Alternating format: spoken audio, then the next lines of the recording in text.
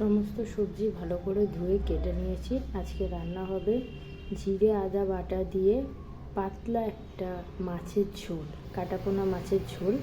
পুরো রেসিপিটা আপনারা দেখতে থাকুন। জিরে আর শুকনো লঙ্কা ফোড়নে দিয়ে দিলাম।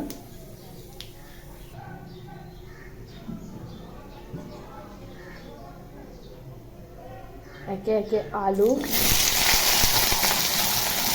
গাজর, বিনস হালকা ভেজে নেব।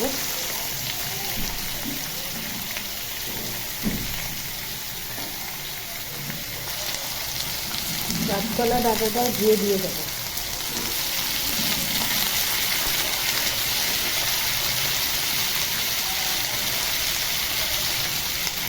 হলুদ গুঁড়ো, নুন হালকা ভাজা ভাজা করব।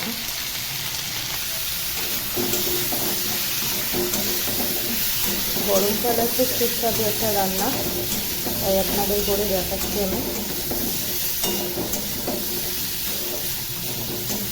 বাচ্চা থেকে বয়স্করা সবাই এই খাবার খুব তৃপ্তি করে উপভোগ করে খেতে পারে।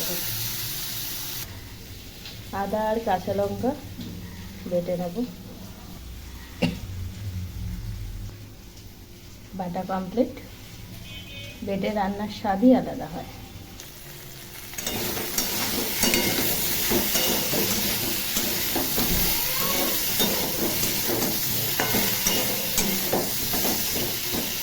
হালকা ভাজা ভাজা হয়ে এলে এর মধ্যে জিরে ধনে গুঁড়োর সাথে মিশিয়ে আদার মধ্যে দিয়ে দেবো।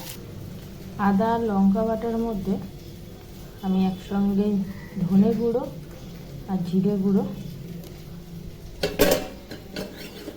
মিশিয়ে নেব। বাটলাম না, আমার কাছে যেহেতু গুঁড়ো ছিল তাই মিশিয়ে নিলাম। মিশিয়ে নিলে রান্নায় দিলে খুব সহজেই মিশে যায়। আলাদাভাবে দিলেও হয়, কিন্তু এটা সব থেকে ভালো হয়। হালকা ভাজা ভাজা হয়ে এসছে। এবার আমি ঝিঙেগুলো দিয়ে দেবো। প্রথম থাকতে ঝিঙেগুলো যদি দিয়ে দিতাম তাহলে গলে যাওয়ার একটা প্রবণতা থাকতো। পরে দিলে আর কি গলে যাবে না। হালকা ভাজা ভাজা হয়ে গেছে। এবার আমি মশলার যে পেস্টটা বানালাম সেটা দিয়ে দেবো। লঙ্কা, আদা, ধনে আর জিরে। এবার হালকা একটু কষিয়ে নেব যতক্ষণ না আদার কাঁচা গন্ধটা চলে যাচ্ছে। একটু কষিয়ে নিতে হবে। সামান্য একটু চিনি দিলাম। আপনারা চাইলে এই জায়গাটা স্কিপ করতে পারেন, সেটা আপনাদের ইচ্ছে মতো। আমার একটু ভালো লাগে স্বাদটা একটু পাল্টানোর জন্য আমি একটু চিনি দিয়ে থাকি। ভালো করে কষিয়ে নেব।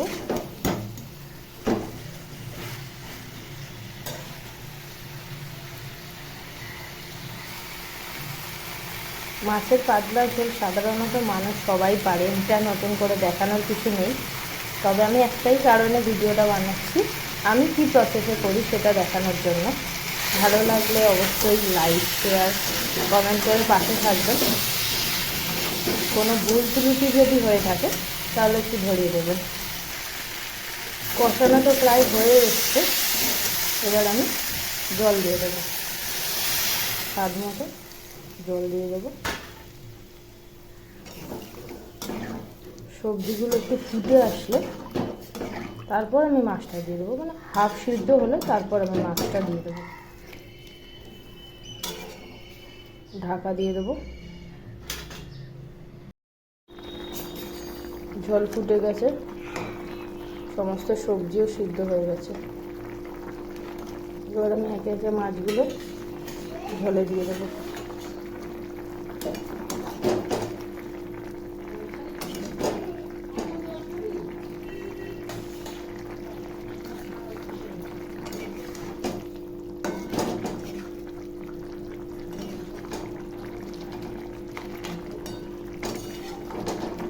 দিয়ে কিছুক্ষণ চাপা দিয়ে রাখবো।